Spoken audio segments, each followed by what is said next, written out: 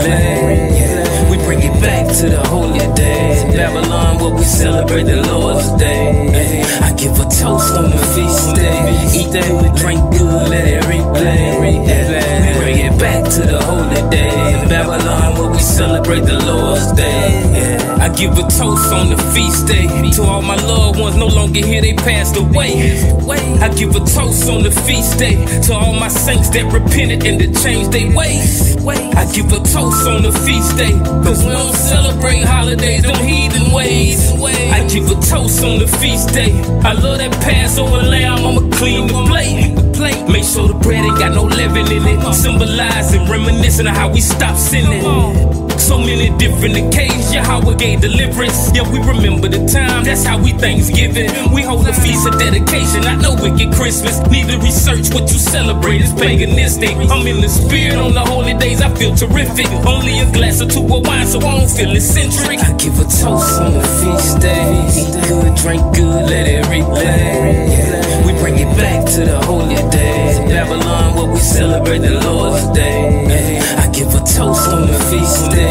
Eat that, we drink good, let it replay. We bring it back to the holy days. Babylon, where we celebrate the Lord's day.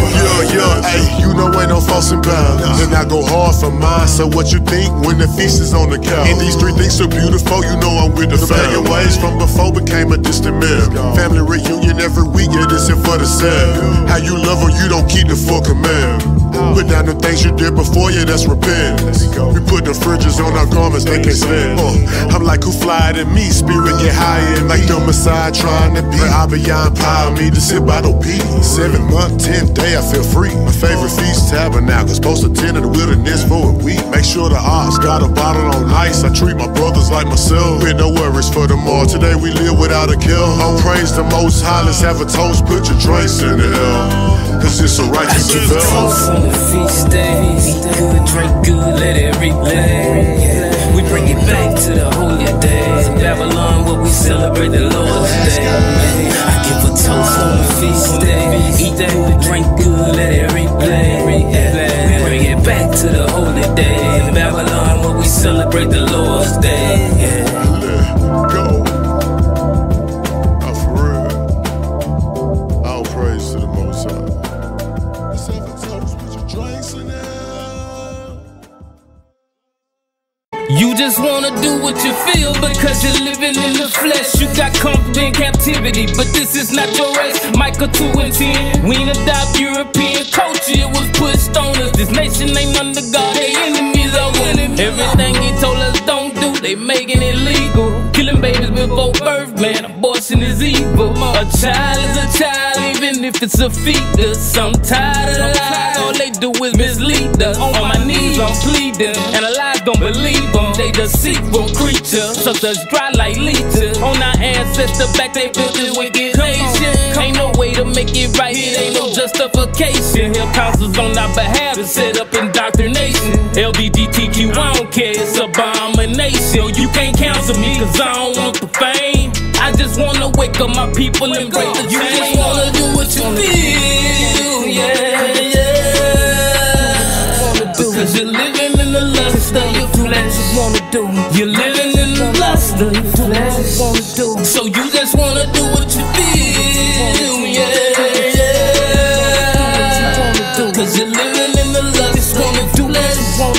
You're living in the lust of your flesh. So how you gonna say you got faith when you ain't got no work? Gotta afflict your flesh. You put the Most High first, but you just wanna get drunk and you just wanna pop perk, but you just wanna get high until you ride the earth. He don't want lip service, it's the heart he serves. If we keep the commandments, we could break these curses. Listen close to these verses. The scripture immersed in them to repent from sin. You gotta stop living in them. Them snakes got venom in them. The strike will kill you. That life you're living will leave you defenseless. Wake up, Israel, this might be your last chance. MJ last dance, you can't come back. Take advantage of the life you were blessed with. Get the Most High that attention that your flesh get. I know it feel good, but it's killing y'all. Use the Bible like a mirror and fix your spirit up. You just wanna do what you feel, yeah. Because Cause you're living in the lust of your flesh. You wanna do. You're living in the lust of your flesh. You wanna do. So you just wanna do what you feel. Yeah. Cause you're living in the lust of your flesh. You wanna do. You're living in the lust of your flesh. You wanna do. So you just wanna do what you feel.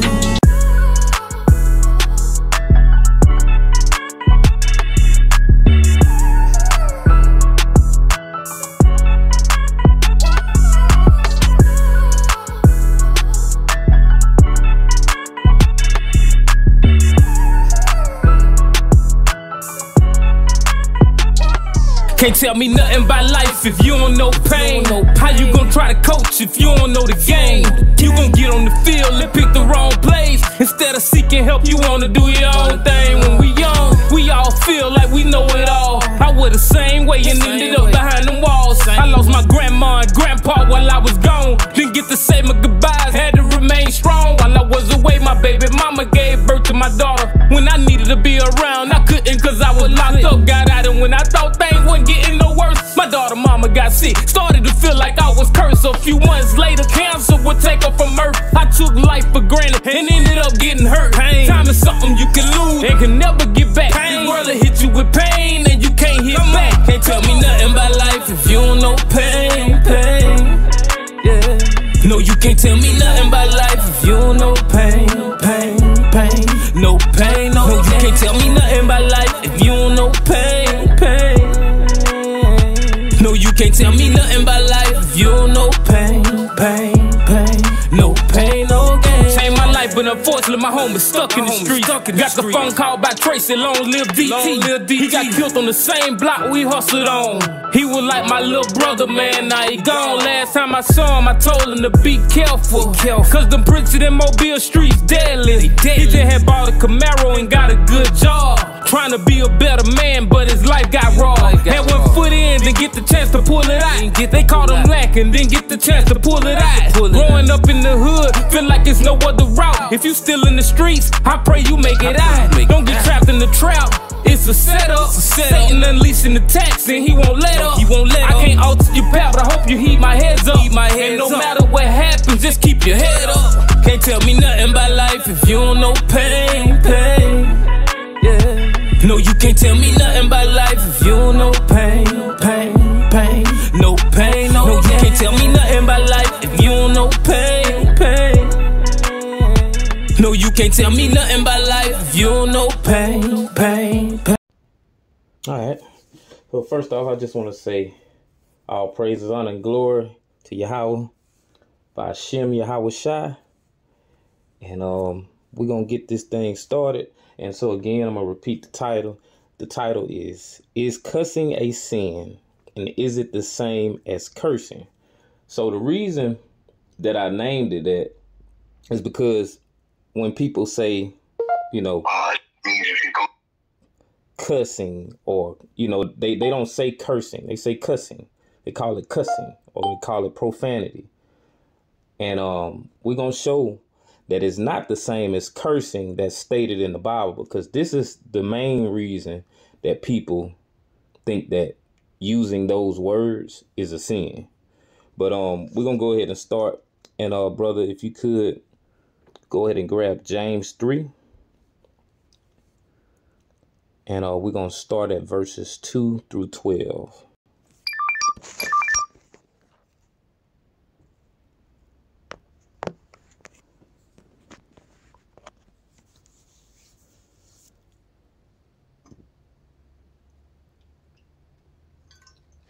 Khan, can I be heard? Khan. All right, it's the book of James, chapter 3, starting at verse 2. For in many things we offend all. If any man offend not in word, the same is a perfect man, and able also to bridle the whole body. Behold, we put bits in the horses' mouths, that they may obey us, and we turn about their whole body. Behold, also the ships, which though they be so great, and are driven of fierce winds, yet are they turned about with a very small helm, whithersoever the governor listeth. Even so the tongue is a little member, and boasteth great things. Behold, how great a matter a little fire kindleth. And the tongue is a fire, a world of iniquity. So is the tongue among our members, that it defileth the whole body, and setteth on fire the course of nature, and it is set on fire of hell. For every kind of beast, and of birds, and of serpents, and of things in the sea is tamed, and hath been tamed of mankind. But the tongue can no man tame. It is unruly evil, full of deadly poison.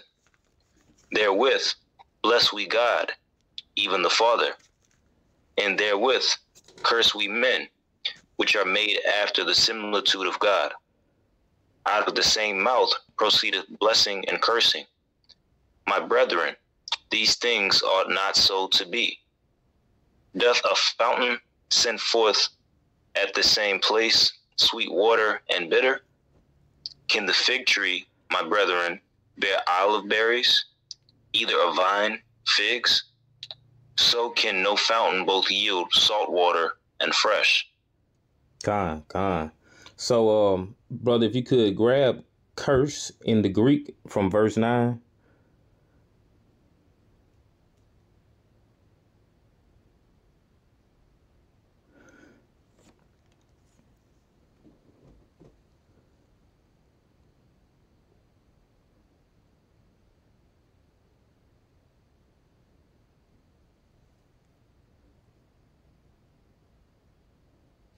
Con.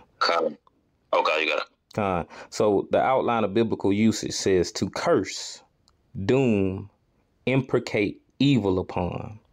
So to imprecate evil upon would be like to wish death on somebody, or to wish some type of harm to come on someone.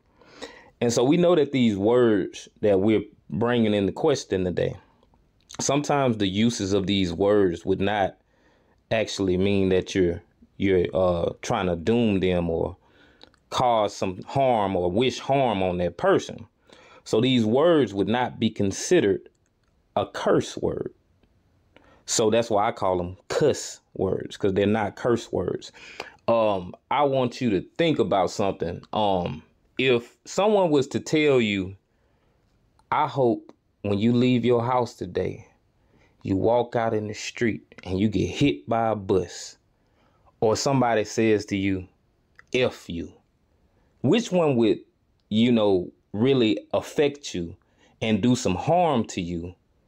If that person saying F you, because that's all they saying is forget you, they don't want to have anything to do with you, and you're out of their mind or out of their life, or you actually walking out into a street and you getting hit by a bus. We know which one would be more harmful. You actually getting hit by a bus, and somebody wishing harm on you would be way more detrimental to your life than someone just saying a meaningless word. So, brother, what we're going to do, we're going to get into this article, because this is going to give a history background on these words that are so-called cursing words.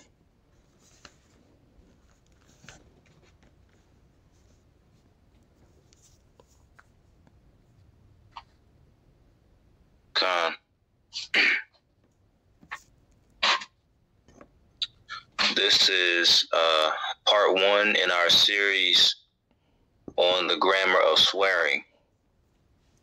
It says, potty-mouthed grammar nerds of the world unite.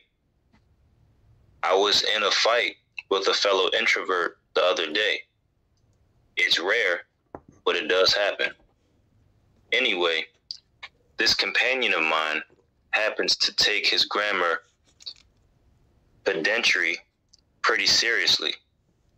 So I'm always on my grammatical guard around him, lest he correct me for an accidental slip-up. Because we were fighting over the use of the serial comma, what else? Things got pretty heated between us. As two young language buffs, we both tend to take advantage of all the words available in a fight, even those that might not be so acceptable in what some call polite company. We've both been known to use what can only be described as inventive curses in the past, especially when discussing controversial matters of punctuation. I was just about to fly into a cuss-filled rage at him when it happened. As the first FFF sound slipped from my lips, I found myself stopping to ponder. Is what I'm about to say grammatically correct?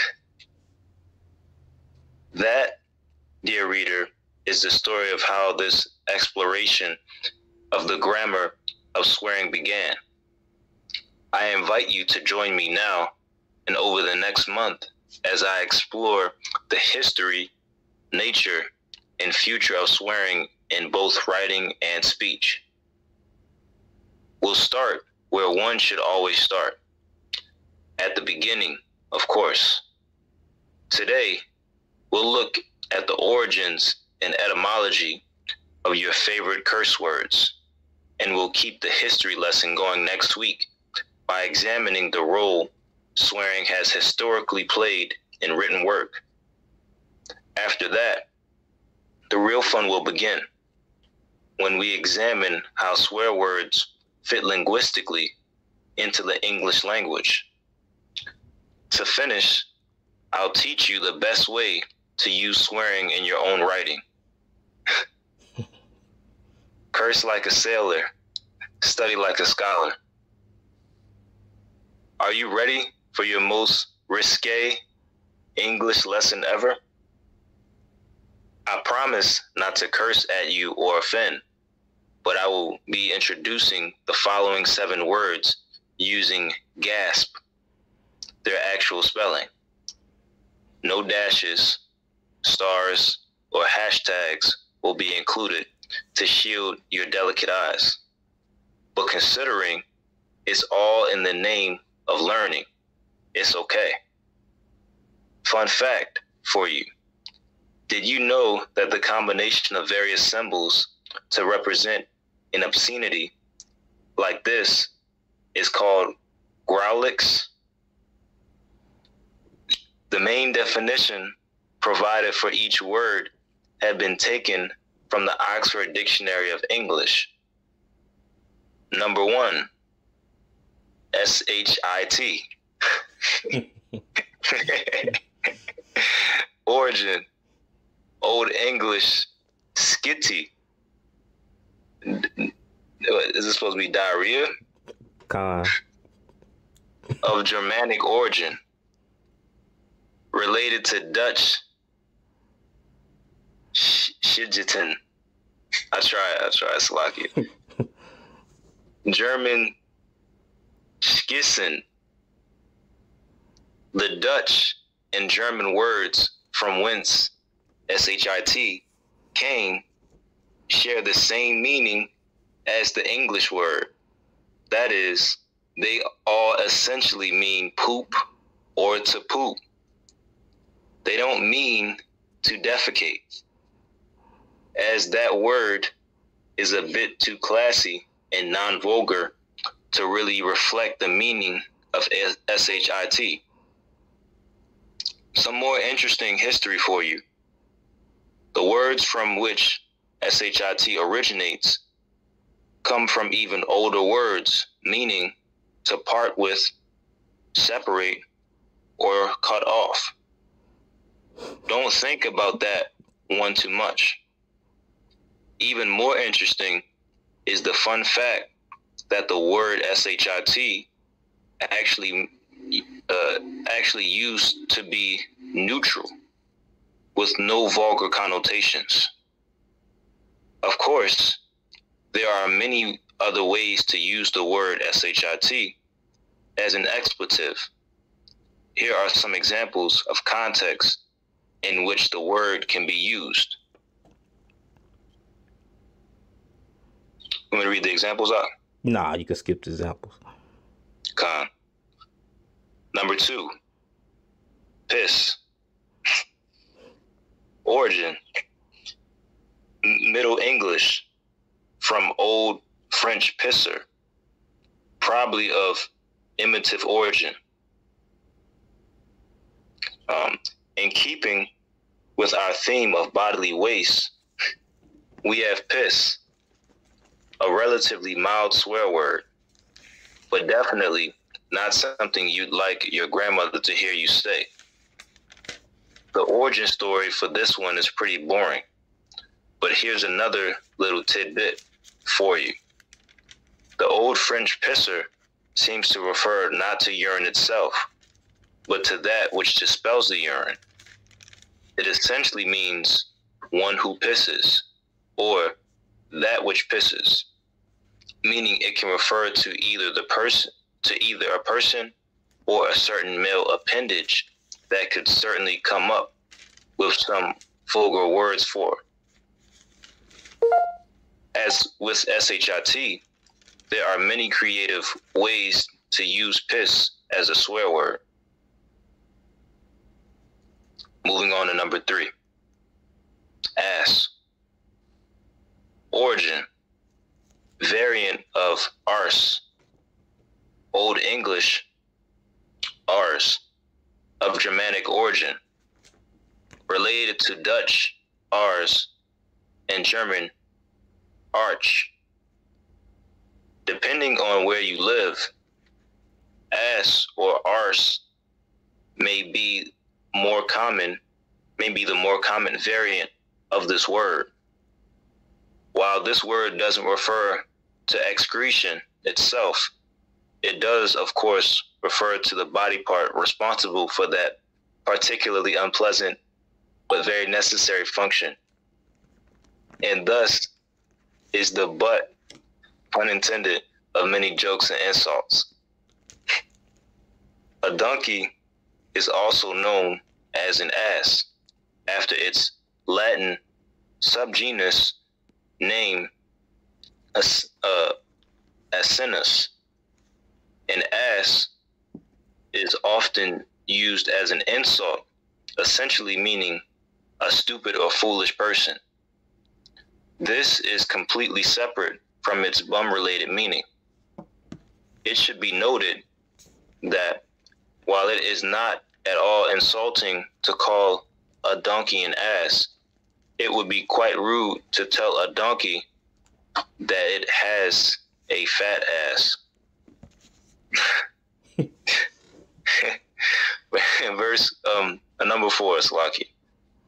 Hell. Origin, Old English, hell,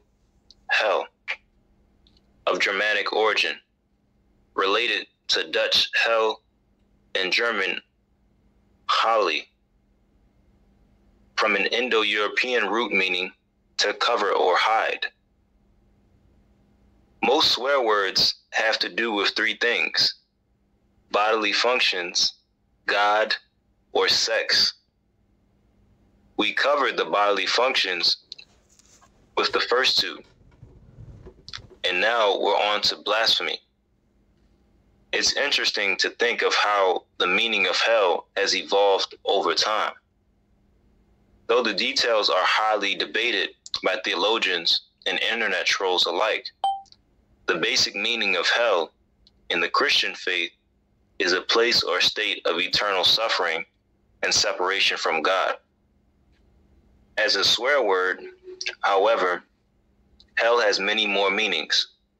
For some reason, it's a relatively mild expletive, so you're likely to hear it crop up fairly often. Moving on to number 5. Damn. Origin, Middle English, from Old French, dampener, from Latin, damnare, to inflict loss on, from damnum, loss, damage. If you're headed to hell in a handbasket, how do you get there? What you are once, and what you are, you once, you're the, and what are you once you're there, Salakia? You're damned, of course. You can understand why damning someone to hell, in other words, wishing them to suffer great pain and agony for the rest of eternity, is a pretty insulting thing to say. However, much like hell, damn is not a very strong or harsh swear word compared to others. Isn't English weird? Number 6.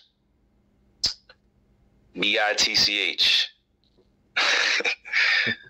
Origin. Old English. What is that? Bic. Of Germanic origin. The Old English bic comes from even older root words that all mean the same thing, a female dog. The word B-I-T-C-H still does mean female dog and is used in its literal sense in many different animal-related contexts.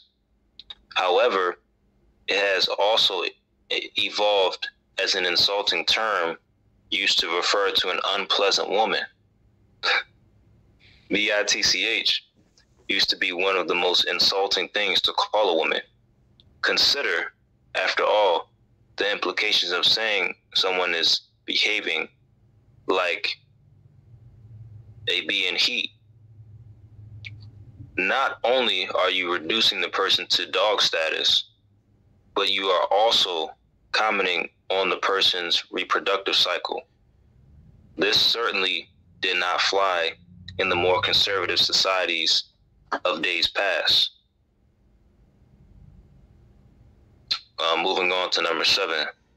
Oh, actually, I'll read that last part. Today, however, the B word has a wide variety of meanings, some of which actually have positive connotations. Moving on to number 7. Sluggy. F-U-C-K. Origin. Early 16th century. Of Germanic origin. Compared with Swedish dialect Faka and Dutch dialect Fakelen or Fakelen, possibly from an Indo-European root meaning strike, shared by Latin pungus, meaning fist. This is the big one. Well, one of the big ones. The other big ones were a bit too big for us to put in print. In modern speech and writing, the F word is almost as offensive as you can get. Of course, that doesn't stop most people from using it creatively on a regular basis. But it does keep this word contained to HBO dramas about medieval warfare and albums labeled explicit. The F word can be used in a number of colorful ways, but its definition comes down to the act of sexual intercourse. Isn't it interesting that in today's world, it's more offensive to refer to copulation in a vulgar way than it is to wish eternal damnation on someone? I personally think our priorities are a bit out of whack on this one, but alas, I don't make the rules. Conclusion. Okay. Yeah, so go back to that last line we just read, and I'm going to read it. So, like, you know, this is something that to pay close attention to what he said in his article. He said, isn't it interesting that in today's world, it's more offensive to refer to copulation in a vulgar way than it is to wish eternal damnation on someone. So to curse someone would be to wish some harm on someone. So if we were to wish eternal damnation or some type of condemnation on somebody, that would actually be considered a curse. But these words we just read and got the history behind, they don't curse anyone. They don't. You can condemn someone by saying, you know, with the word damn in the way that you could use it. But the word itself is not a cursed word. You're not cursing anyone with it. But what I'm going to do is we're going to look back at James 3 and verse 2.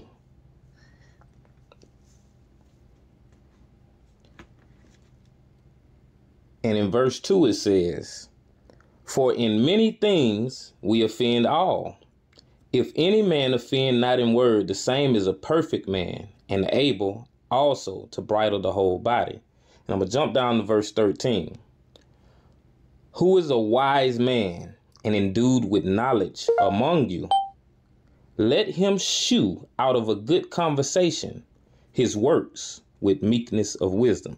So we just learned that, yeah, of course, these words, they took on a different meaning through time.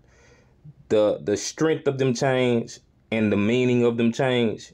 And people who we know in this America, they made those words be profane in their definition of profane, and they made them curse words in their definition of what curse words are.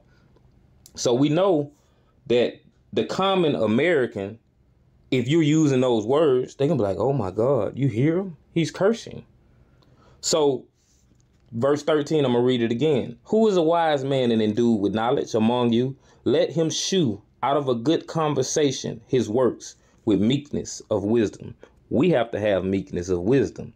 Even though these words are not actual words that are cursing words, you're not cursing anyone with them. But because we know that people have this knowledge that's incorrect knowledge about these words, we have to be tactful because we preach the word of Yahweh. And we don't want people to look at us as if we frauds. So we have to make sure that we are trying our best to not practice using these words, because we don't want there to be an indictment on the gospel. So verse 2 says again, "For in many things we offend all. If any man offend not in word, the same is a perfect man, and able also to bridle the whole body." We just did a lesson about being perfect, and we know that we can be perfect. So we would not want to offend people with our words. So whatever that takes to be a witness through our conduct, that's what we should be willing and striving to do. Brother, if you could grab 1 Corinthians chapter 9, verses 18 through 23. And hey, can I bring out a precept also? Con. So real quick point, just touch on like brothers that's delivering the word. And I think you used the word tactful. And that was a good point. I just want to highlight that with 2 Corinthians 6 and verse 3. It says, "Giving no offense in anything, that the ministry be not blamed." And that's something I keep in mind a whole lot, because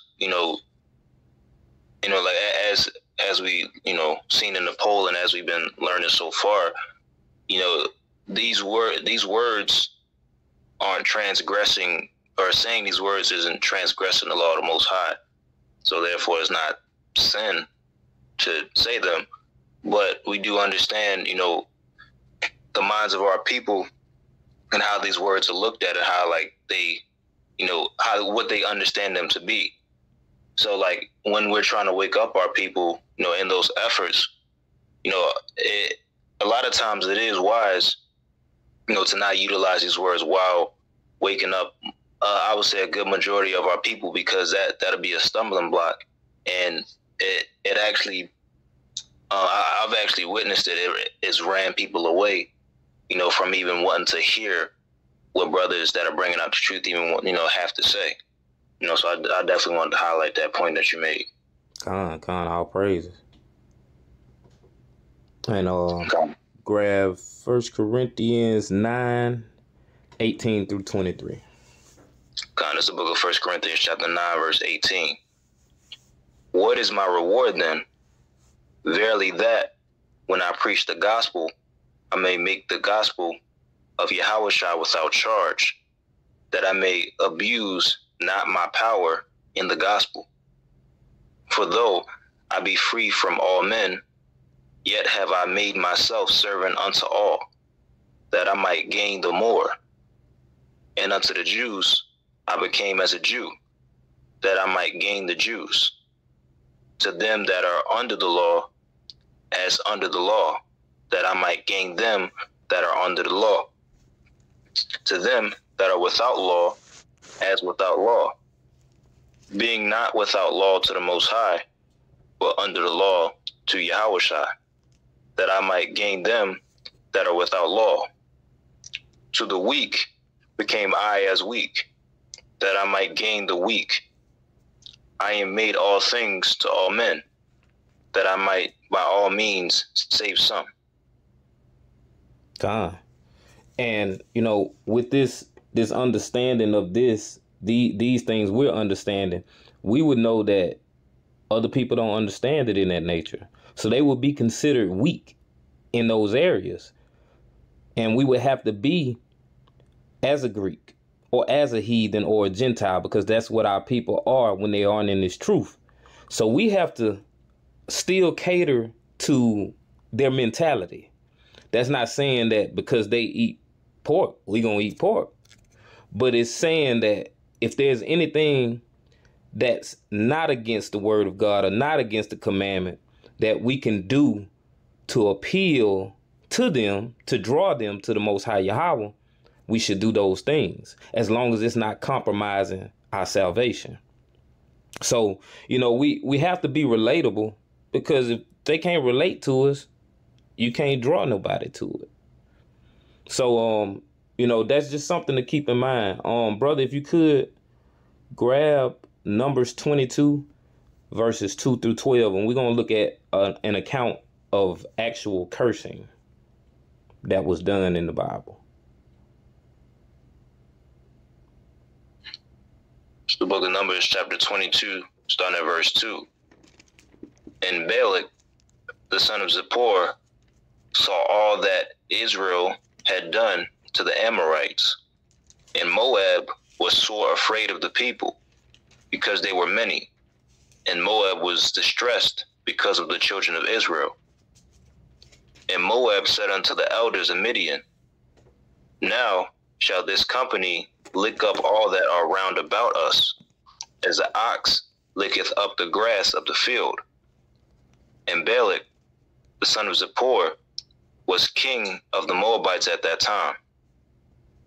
He sent messengers, therefore, unto Balaam, the son of Beor, to Pethor, which is by the river of the land of the children of his people, to call him, saying, Behold, there is a people come out from Egypt. Behold, they cover the face of the earth, and they abide over against me. Come now, therefore, I pray thee, curse me this people, for they are too mighty for me. Peradventure I shall prevail, that we may smite them, and that I may drive them out of the land. For I wot that he whom thou blessest is blessed, and he whom thou cursest is cursed. And the elders of Moab and the elders of Midian departed with the rewards of divination in their hand. And they came unto Balaam, and spake unto him the words of Balak. And he said unto them, Lodge here this night, and I will bring you word again, as Yahweh shall speak unto me. The princes of Moab abode with Balaam. And God came unto Balaam and said, What men are these with thee? And Balaam said unto God, Balak, the son of Zippor, king of Moab, hath sent unto me, saying, Behold, there is a people come out of Egypt, which covereth the face of the earth. Come now, curse me them. Peradventure, I shall be able to overcome them and drive them out. And God said unto Balaam, thou shalt not go with them. Thou shalt not curse the people, for they are blessed. So we know at this point in time, the Israelites had to be following the laws and statutes and commandments, because God said, nah, you cannot curse these people because they're blessed right now. They're doing what they're supposed to do. But we see that he wanted some harm to be done to them. He wanted to overtake them, kill them, whatever he could do to them. So he wished that harm on them, and he wanted the curse to befall them. So this is a proper example of what cursing is. It wouldn't be those words, those 4 and 5 letter words. It's a lot more than that, and it's way more damaging than what those words could do. Brother, if you could grab in the Zondervan Bible Dictionary, grab curse.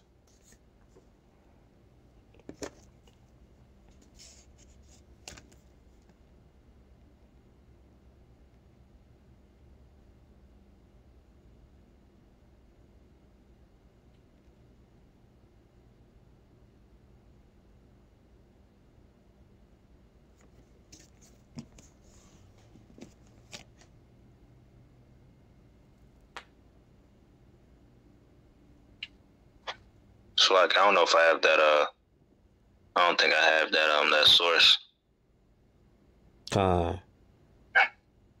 Well, that'll do. It's saying pretty much the same thing, but something interesting that it says on the Zondervan Bible Dictionary is it basically makes mention that the Western society or America has made those words mean something that's cursed. Those words, the words we're talking about that aren't actual cursing words, they made them into those words. It actually makes a comment about that in the Zondervan Bible Dictionary. I can't get it right now because I'm looking at the screen and recording.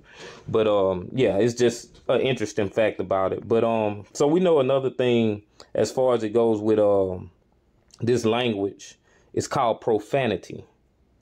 So I want to look into what profanity really is, because the root word of profanity is profane. And brother, if you could grab Jeremiah 23, and we're going to read verses 1 through 8.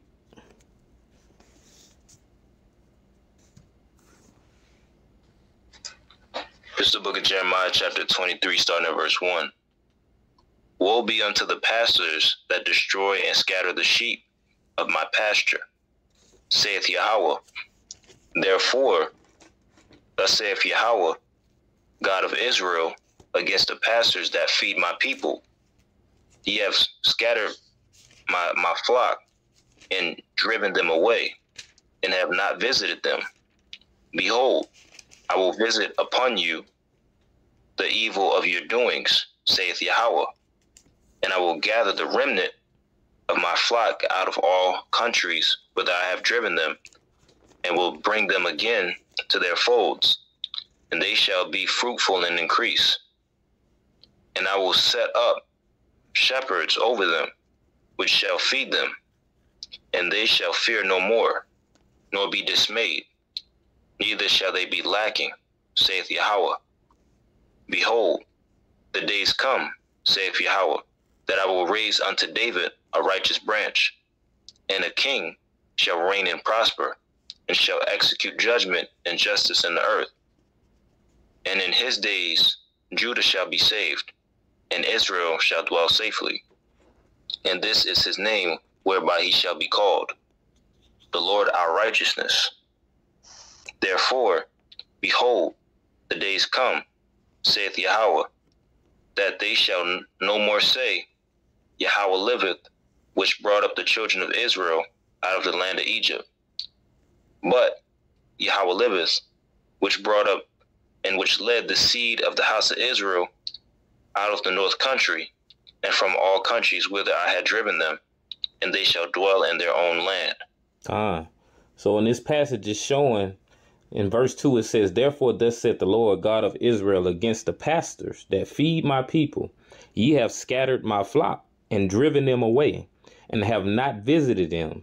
Behold, I will visit upon you the evil of your doing, saith the Lord. So we know that the reason that we were scattered as a nation of people was because we stopped keeping the law, statutes, and commandments. And part of this reason was because of our pastors, the people who were supposed to be teaching us what we were supposed to be doing and things we were not supposed to be doing. So, it says in verse 6, in his days Judah shall be saved, and Israel shall dwell safely. And this is his name whereby he shall be called, the Lord our righteousness. Therefore, behold, the days come, saith the Lord, that they shall no more say, the Lord liveth, which brought up the children of Israel out of the land of Egypt. So we know that he's talking about when he's going to gather us again and bring us back into the way that he wants us to live. But brother, continue reading in verse 9 through 12, and we're going to get the point about profane. This is the book of Jeremiah, chapter 23, verse 9. Mine heart within me is broken because of the prophets. All my bones shake. I am like a drunken man, and like a man whom wine hath overcome. Because Yahweh, and because of the words of his holiness. For the land is full of adulteries, for because of swearing the land mourneth. The pleasant places of the wilderness are dried up, and their course is evil, and their force is not right. For both prophet and priest are profane. Yea, in my house have I found their wickedness, saith Yahweh. Wherefore their way shall be unto them as slippery ways in the darkness. They shall be driven on and fall therein, for I will bring evil upon them, even the year of their visitation, saith Yahweh. So we just read that they were engaged in profanity. The things they were doing were profane to Yahweh. He did not approve of it. He didn't like it not one bit. Brother, grab profane in the Hebrew.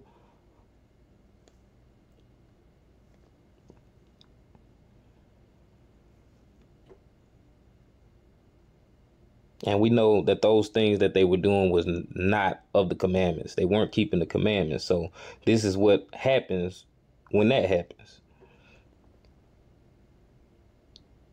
So it says to be profaned, be defiled, be polluted, be corrupt, to be polluted, to be profane, be godless. And if you could scroll down a little bit, it says, B says to pollute, to make profane, make godless, cause to be defiled. So we know that these pastors and these priests were making people profane, making them godless, and causing them to be defiled because they weren't making them keep the law, statutes, and commandments. They weren't teaching them that. So they allowed Yahweh's people to go off and commit all kind of sin and adultery, idolatry, and this is why he was upset. So something that would be profane would be anything that goes against the law, statutes, and commandments. So this is concerning because we have people that go around saying that these words are profane words. They call it profanity. And these same people are not keeping the laws of God. So what's actually profane and what's actually profanity? We know because we're seeing it now by reading it for ourselves. So, brother, if you could grab Hebrew for swearing in verse 10, because this is another thing that they call it swearing. They call the so-called curse word swearing.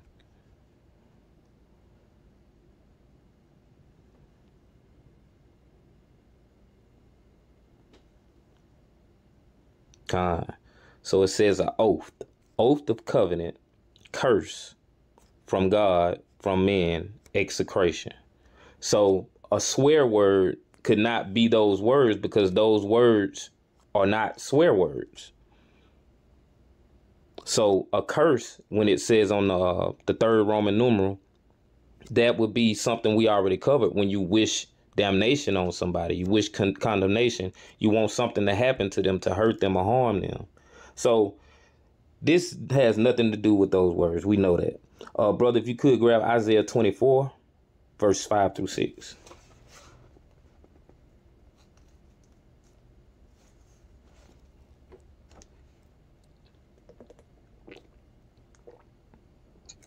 Here's the book of Isaiah, chapter 24, starting at verse 5. The earth also is defiled under the inhabitants thereof, because they have transgressed the laws, changed the ordinance, broken the everlasting covenant.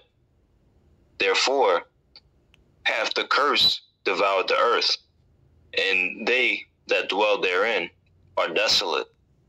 Therefore the inhabitants of the earth are burned, and few men left. And in verse 5 it says the earth also is defiled. That word for defiled is the same word used for profane. So it says under the inhabitants thereof, because they have transgressed the laws, changed the ordinance, broken the everlasting covenant. So we see that something being defiled and something being profane is the exact same thing. And it's all about transgressing the laws of Yahweh, nothing else. Brother, if you could grab Colossians 3, verses 5 through 8.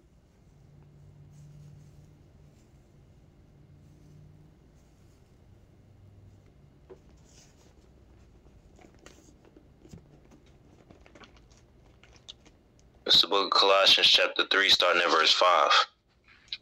Mortify therefore your members which are upon the earth, fornication, uncleanness, inordinate affection, evil concupiscence, and covetousness, which is idolatry. For which things' sake the wrath of God cometh on the children of disobedience, in the which ye also walked sometime, when ye lived in them. But now ye also put off all these: anger, wrath, malice, blasphemy, filthy communication out of your mouth. So verse 8, it says that we need to put off all these: anger, wrath, malice, blasphemy, filthy communication out of your mouth. So we know that those words, they can be used in this manner. You can use those so-called cursing words and have anger using them. You can have wrath using them. You can show some type of hate. You can blaspheme God also. So even those words can be used in a manner that's not pleasing to God. But not just those words. It don't have to be those words to actually get anger and wrath and malice and blasphemy. It can be just plain words, but it's all about how you use those words. But just like we stated earlier, we want to take these words out of our vocabulary when dealing with people, because it can be taken away. And no matter what your understanding is, that's not their understanding. So you're going to be looked at as if your gospel, the gospel and your faith is not righteous. Brother, if you could grab 1 Peter 2, verse 9 through 15.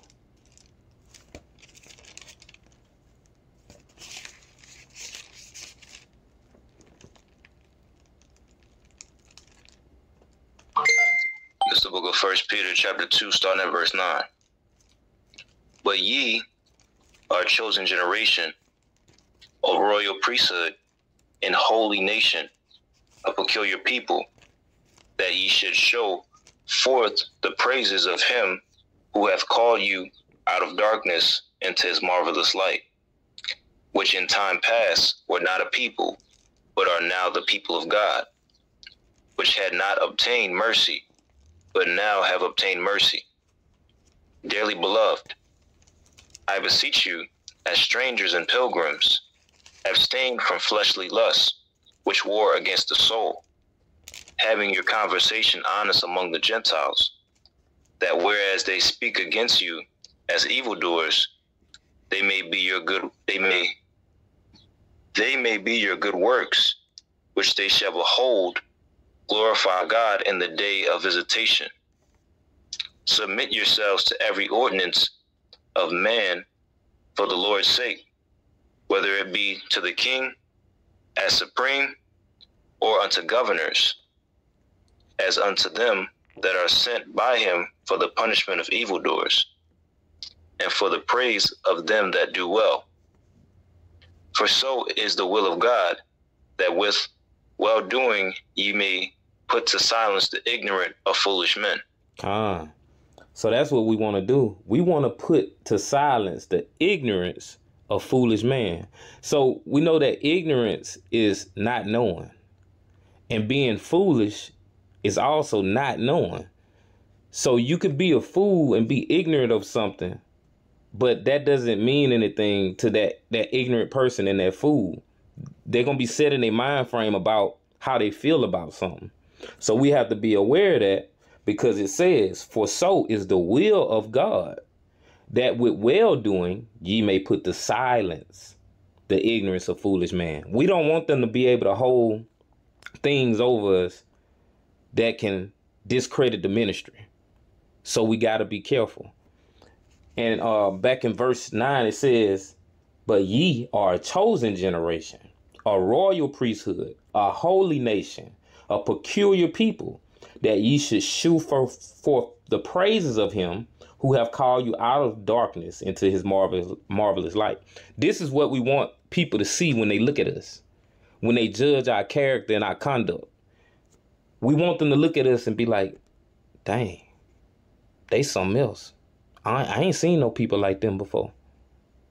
They're different. But if we using these so-called cursing words, they won't feel that way. They're going to say, oh, man, they playing.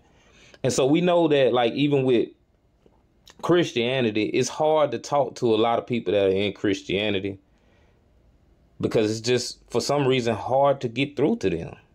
You can't tell them nothing different than what they know.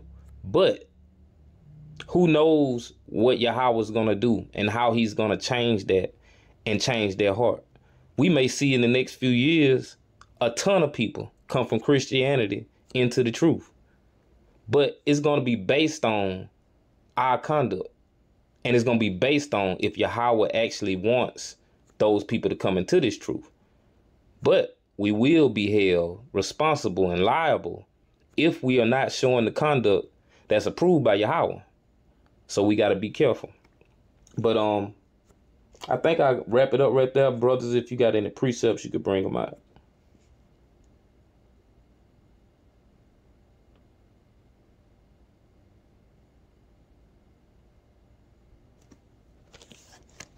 If not, we'll... No, yeah, I had a few points. Go ahead. It's because, a lot of people, they don't really even understand.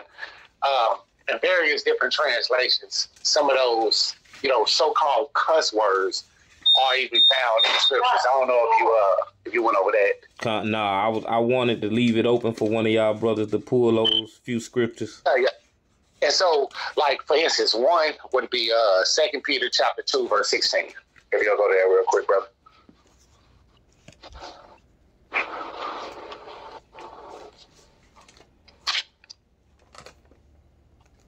It's the book of 2 Peter chapter 2, verse 16. But was rebuked for his iniquity. Hey, can you start at verse 15? 2 Peter chapter 2, verse 15. Which have forsaken the right way, and are gone astray, following the way of Balaam, the son of Beor, who loved the wages of unrighteousness. But was rebuked for his iniquity. The dumb ass, speaking with man's voice, forbade the madness of the prophet. All right, so like that's one example right there, is where he referred to the man as a dumb ass speaking with a man's voice. And so various different translations, you'll see stuff like deaf donkey, but ultimately that's why the King James, it says dumb ass, because all of them make the same meaning. And today, dumbass would be an offensive term to call. Nobody would want somebody to call them a dumbass. And so, like, that's some type of example of how what we, view as cuss words are not actually curse words. And because in that case, you would have to say that he cursed that man out by saying that. And then also, what's that? Sirach chapter 26, verse 25 in the GNT. Yeah, I got it here on the screen. This Iraq chapter 26, verse 25 in GNT. It says, "A self-willed woman is a bitch, but a woman with a sense of decency honors the Lord." We can't see it on the screen, not. Oh yeah, let me I'm gonna stop sharing it. I'm gonna share it again. Is it small? It's on footnotes right now, like as far as what's showing on the screen. Footnotes, Yeah. 26:13. Yeah, let me enlarge my screen real quick, cause that's where they have it right here. But I'm highlight it. Can y'all see that in the blue? Come up a little bit. I see it a little bit, but I can't see it because of the chat here. Yeah, there we go. I'll read it again. Sirach 26 and 25. "A self-willed woman is a bitch, but a woman with a sense of decency honors the Lord."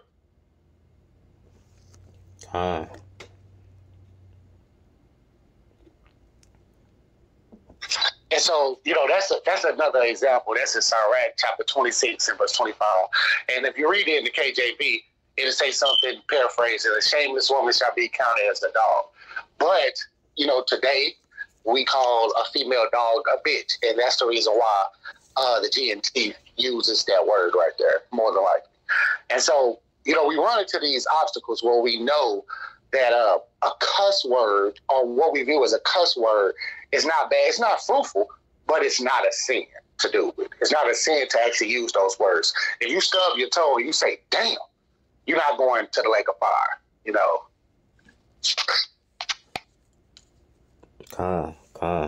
All praises. The water for the points. But yeah, I guess if that's gonna be it, any other brothers got any points, or anybody got any comments? Just all praise to the Most High for the lesson, the water. All praise. All right, I guess we'll get into the reading from Babylon to Timbuktu.